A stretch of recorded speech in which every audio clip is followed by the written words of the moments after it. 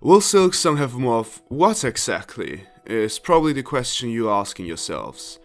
The answer is simple. Will Hollow Knight Silksong have more dynamic world changes? In this video I will explain what I mean by dynamic world changes. There are some examples of how Hollow Knight did it, then I will go over some examples of how this could work in Silksong in regards to its world and lore, addressing the interesting twists this could all lead to, and then I will talk about if we should even expect it. That said, Bapanada and welcome to a new Silksong discussion video. You all remember the Forgotten Crossroads, the first area in Hollow Knight. Well, after a certain point in the game, the Forgotten Crossroads turned into something far more vicious and far viler, without any semblance of soul or mind. A Joe Rogan pot. The Infected Crossroads. Did you hear something else? Might have to get your ears checked in that case. The turn from Forgotten Crossroads to Infected Crossroads is a prime example of including these dynamic world changes. But that is not the only thing I count as a dynamic world change. The mantises in the Mantis village becoming non-hostile after earning the tribe's respect is another example of such a change. So these changes are not limited to an area changing, it can also be characters or anything really. But where are the limits? Should we want Silksong to be the PT of metroidvanias?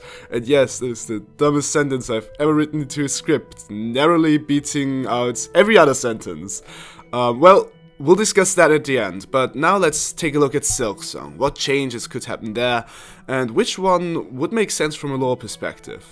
Starting off easy, having changes happen in the towns of the game seems to be an obvious call. We will find NPCs, bring them into the towns will open up more, etc, etc. Another small one is going to be the fleas. While similar in function to the grubs in Hollow Knight, the fleas are going to, at least that is what is supposedly going to happen, sing to us, becoming part of an ever-growing choir. That is yet another nice showcase of our progression throughout the game. Another one would be a rehash of sorts of the Mantis tribe, by basically letting the ants in pharloom have a similar arc and similar reactions, befriending Hornet after she bested their queen. But let's get into the two biggest theories I have about this topic, starting with the slightly smaller one. We have seen many areas in Silksong featuring water. The Coral region, Greymoor, and the Barnacle area.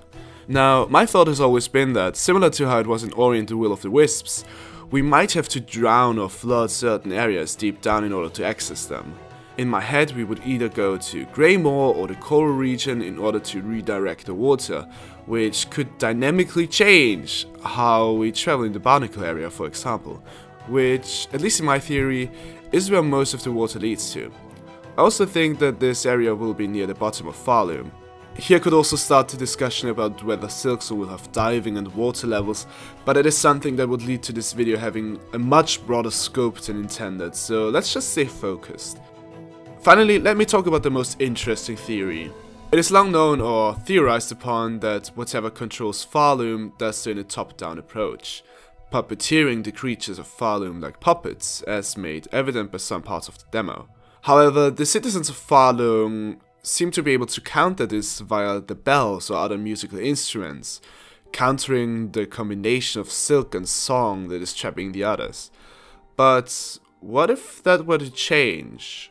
Naturally, throughout the game we will ring bells, further strengthening the countermeasures against the rulers of pharloom.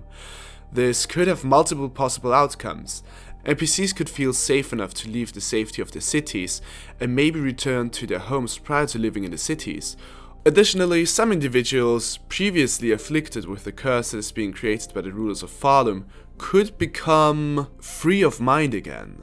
That would open up multiple different paths, not only to some late game NPCs and quests, but also to moral dilemmas, as we could maybe end up killing a certain NPC before being able to free them later on, because they were hostile back then and we thought they would stay that way until the end of the game.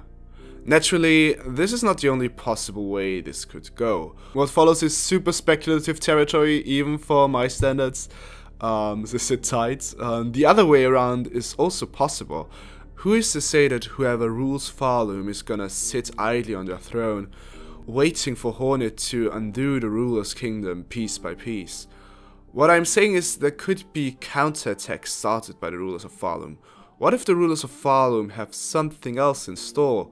apart from trying to kill or capture Hornet of course, namely to try and curse the unafflicted, by invading a town for example. This would leave a huge impact on players. Imagine returning to the Bell City or Bone Bottom or wherever, only to find the friends you've made so far have turned into mindless puppets, erasing the possibility of interacting with them until you have reawakened them, offering up the possibility of NPCs, even merchants turning into hostile creatures, maybe even bosses. The possibilities are endless. But possibilities are endless in almost every theory. That is why the expectations should be more down to earth. I do think that this, especially the last one, is highly unlikely.